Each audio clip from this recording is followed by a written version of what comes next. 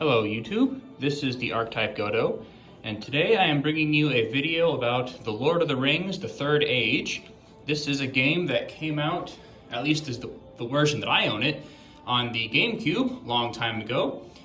And thankfully, because GameCube games are backwards compatible on the Wii, which also came out a long time ago, I was able to play this game again recently.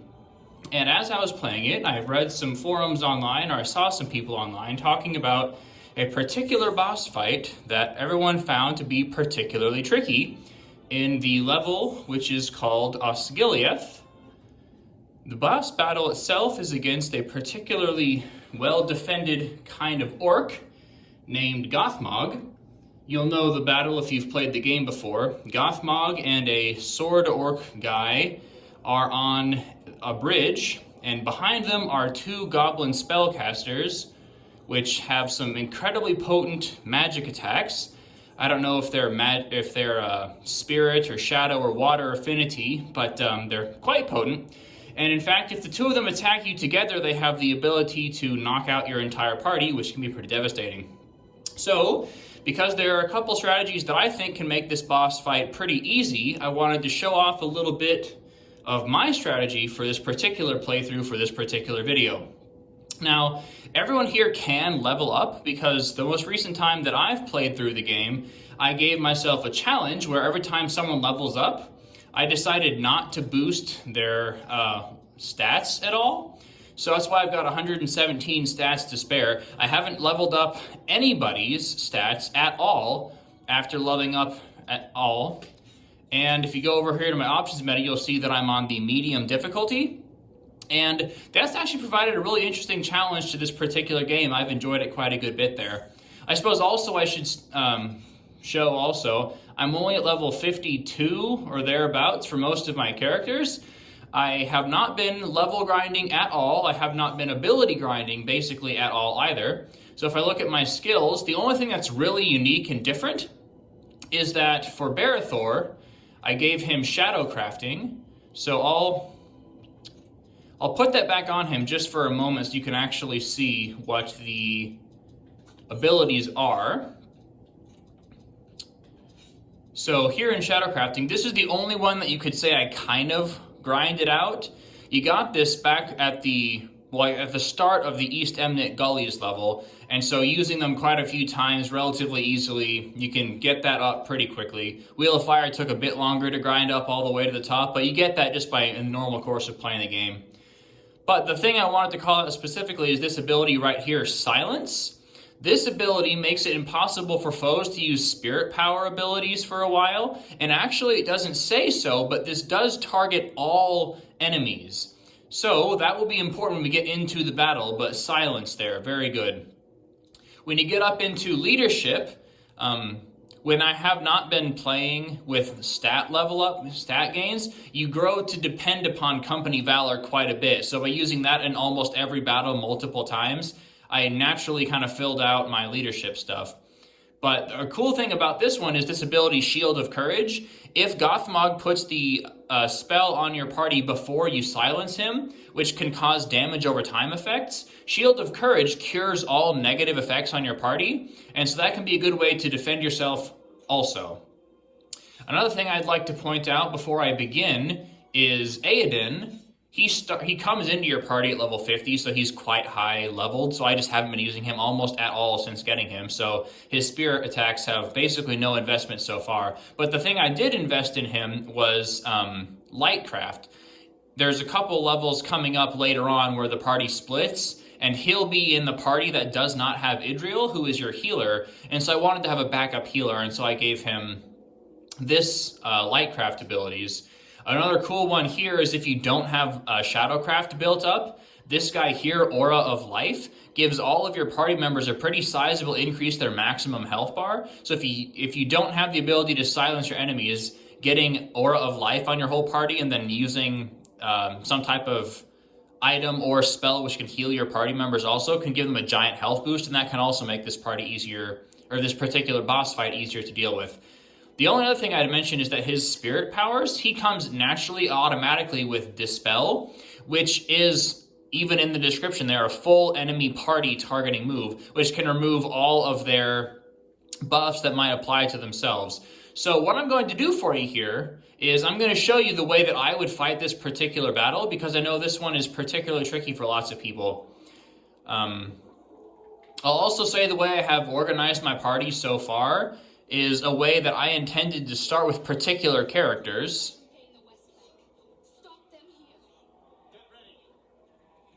I guess you probably won't be able to hear this very well. I don't have my television turned up very loud, but the most important thing here is just that you have this cutscene before you start. Eye of Sauron shows up.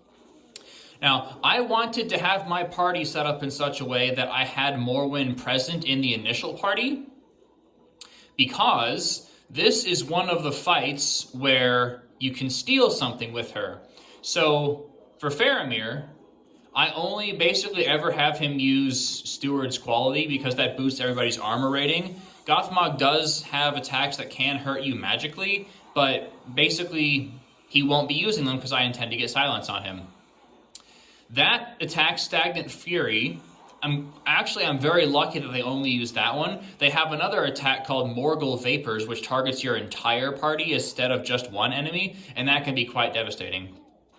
So I'll go ahead and heal Faramir for now. This is a little bit unlucky. I've done this before where Idriel is actually the fastest party member, and so she gets to go first. And so usually I just use my Valorous Haste ability to put Barethor at the very start of the battle to be the very first person, and then silence the enemies, and then you don't have any of that magic spells that they put on there. So, yeah, Morwen comes into the battle exclusively for that effect right there, just to steal that particular axe away from the boss there. But now if I go into Shadowcraft, I can use Silence, which is going to turn off all of the spirit attacks of the two casters in the back row, which makes them basically unable to do anything. Now, the reason why I said before I basically only ever have Barethor use Steward's Armor is because in this particular battle, Gothmog will call reinforcements as soon as all of his allies die. The only thing that Faramir can do to attack people is to have an arrow volley that hits everybody, and if you have the arrow volley that hits everybody and cause all three of the allies, or his allies, your foes, if all your foes die except for Gothmog, then he calls reinforcements, 3 new guys show up, they don't have any of the debuffs on them, and it becomes very easy for you to get hit multiple times by all these baddies, which you don't like. I called in Aedan now instead of Morwen. Now that she's stolen the axe, her time is done. So if I go into Aemir now, or Aedan, he has this Dispel, which is going to get rid of the Morgul Mirror and the Rage of Sauron on all of the enemies. Morgul Mirror is kind of like Damaging Shield. If you hit them with anything, then the person who attacks them takes damage. Not good. And Rage of Saruman, I think, boosts their hit chance or their damage or something, which is also not good. You don't want that. So, if you use Dispel, and you see this time Gothmog is not immune to that like he was immune to Silence, you can just entirely get rid of all of their buffs. So now they only have Silence on them, which means those Shadow Chieftains, which would be otherwise nuking you with magic, are totally ineffective, and Gothmog himself cannot then re-inflict his ability, which hurts you if you attack him. Now, I'll show you just for the sake of demonstration, if I have Barethor use his attack on Gothmog, that only did 1900 damage. That's because Gothmog has a tremendous amount of armor. His armor rating is tremendous. So the thing that he just did on us is a debuff called Barad-dûr Curse. Technically, that's not a spell. So silence... No, it is a spell, but we can't silence him. But what that does is it gives you some damage over time for a while, and we don't like that. So, Cleansing Waters, just eliminate that. After this particular chapter is done and you come back on evil mode if you want to, it's very good to use that particular spell, Barad-dûr Curse, because that's going to be almost the only way you can easily kill Faramir, because Faramir also has a tremendous armor rating, and he very often applies Faramir's quality to his whole party, which gives everybody a tremendous armor boost. Alright, so I showed you before when I had Barethor attack that you have tremendous armor rating on Gothmog. But if you come down to the bottom, this is an item you can find in certain chests, but you can also steal from the wild men that were attacking Morwyn's village, the white-haired version. Drop these items, or you can steal these items from the white-haired version. Morgul Decay entirely eliminates a enemy's armor rating, which you do not then need to reapply. It's just gone for the entire battle. So now if well, I don't really have any plans particularly for Idriel yet. I'm just going to go ahead and skip her turn. Now if I have Barathor attack, and again, just for demonstration, now when he attacks, it does almost 3 times as much damage, 19 to 43. Well, that's scarcely over 2 times, whatever. You do a lot more damage now once you've entirely eliminated Gothmog's armor value. So now you have a way to deal a significant amount of damage to the enemy boss after you've stolen the axe that you want to get from him, and after you've silenced all the rest of the enemies so that they can't actually do a whole lot of damage to you. So now, using Spearcraft, I don't have anything which can attack multiple times, but he just has very high attack power, so he's relatively good for this point in the game. Now if I focus down on Gothmog, if I kill him before the others, I can't get any reinforcements to appear. Let's see. So this is that ability I was talking about before, Valorous Haste. That means that this party member that I apply it to acts immediately rather than having to wait for their normal turn on the attack queue. Now if I go into Swordcraft, Ecthelion Wrath is the ability that Barathor has that lets him attack 3 times. Critical hit's kind of helpful. But now you just get 3 attacks instead of 1. So you see... Well, I can't... Yeah, see, that's the difficult thing about Faramir, is he can only ever attack everybody or boost your party. So I'm just not going to do anything with him. But the next time that I have the ability, I'll show you.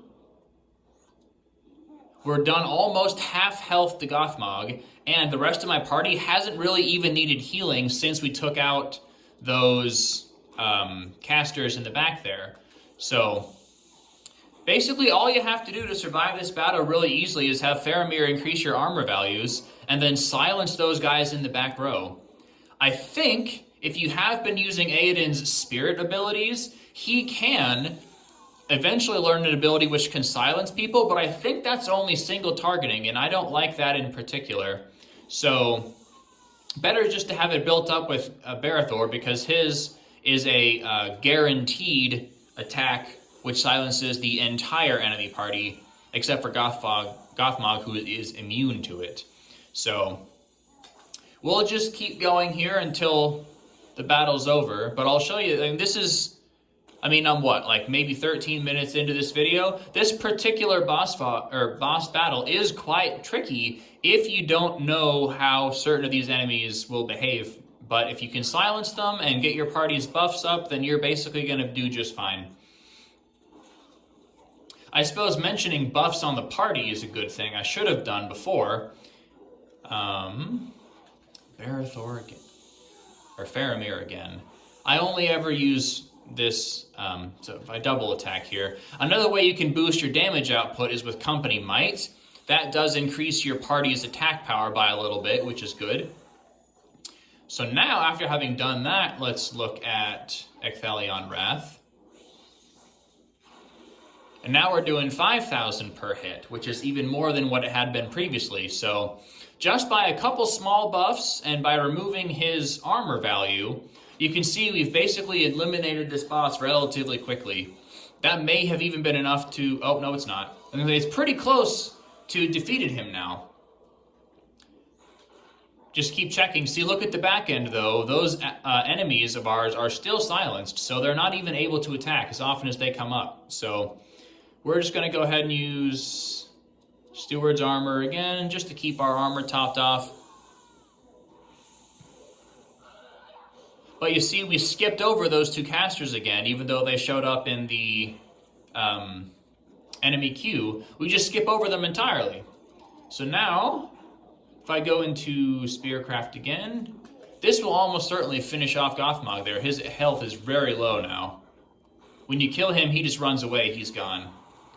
Oh, okay, so now we can see silence wore off. So that's not a permanent effect on the enemies, that's only a temporary thing. Okay, this is another one to know about. Dark Waters is an ability that the enemies can cast on themselves, which basically works like Stone Shield. It provides a tremendous amount of damage block that you have to get through before they will be able to take damage again. So it's good to eliminate that as well. So once again, if you have Barathor use Silence, they can't do that anymore. And then Aiden has Dispel, which can get rid of that. And so anytime you attack after them, you won't have to worry about that anymore. So somewhat unfortunately, I don't have the ability to use Dispel before my attack. So I'm going to use Leadership and once again Shield of Courage just to eliminate the debuff on my party. And then Aiden, Spearcraft. Rupturing Armor is a pretty good ability. We only ever got rid of the armor value for Gothmog, so the other guys still have it, but the guy I just attacked, that particular attack that I used was called I don't think it was Horse Lord Skewer actually, but the attack that I used bypassed your opponent's armor value even without having used the item which can get rid of their armor value. Okay, so that's good. You saw Barathor has a sword, I think I got from Evil Mode, but which has an attack or the ability called Biting Blade, which makes it so that if you attack an opponent, then you get your health restored to the level of the damage that you took off of the opponent, which is pretty cool. Also, when your party gets eliminated like this, order of events matters. Faramir used Elf Medicine on Aedan, and as soon as he comes alive again, he acts immediately. And because I've been working on Lightcraft with him, I have Power of the Valar, which can immediately bring back to full life and health Idril, which puts her back in the battle. And because she's now awake and alive again here, she gets to go next. So if I go over to her, I can use Valor's Haste to put Barathor back in the lead. And with Barathor in the lead, I can once again use my Shadowcraft and use Silence. Oh, darn it. I forgot about that. So actually, before he died, Gothmog had an effect which makes his party members immune to damage like that, or immune to debuffs like that. So rather unfortunate, I couldn't do that.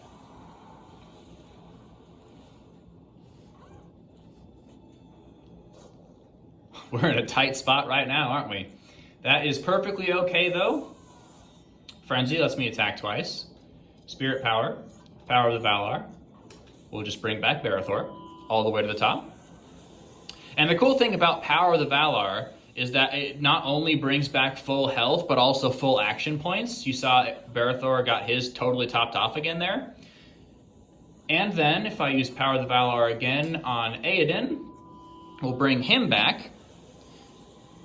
So I suppose even with me telling you the strategy that I like to use here, even so I got kind of sloppy, and so it's a little bit difficult to know these things perfectly.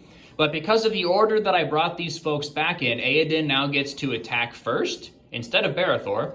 So using his Spirit Power and then Dispel, I can eliminate their protection from magical effects, and then I can go back into Shadowcraft and hit Silence, and then you see they're not immune to it anymore, so they can't do anything. So the party just continually skips them. So if I use Lightcraft, Power of the Valar, I can also bring back Faramir all the way to full. And suddenly, 76 health was all I had on Idril, and now the rest of my party is totally alive. So we can go back to Steward's Armor and go back to attacking folks. So actually, you can see Biting Blade doesn't show up as an option anymore because Barathor can't attack at range, which is also why I gave him Shadowcraft, because now Silence is in effect, but also he has access to Black Speech and Wheel of Fire, both of which are spirit attacks, which simultaneously can't miss, attack all enemies, and give him an opportunity to attack at range, where he's previously locked in as a melee-only character. So that's why I like to give Shadowcrafting to Barathor here. So the Ithilien Fury, or Flurry, is going to be a decent way to attack here. Another way I can attack the foes here is with War Call. That means if there is an attack which can hurt the enemies that my people can do, then immediately the next two folks on the queue that can do something will attack with it, which does not use their AP or their turn, which is pretty cool. I suppose you also just saw Idriel used a magic attack on those folks in the back. They've got very good resistance to water, so that didn't even do very much damage to them.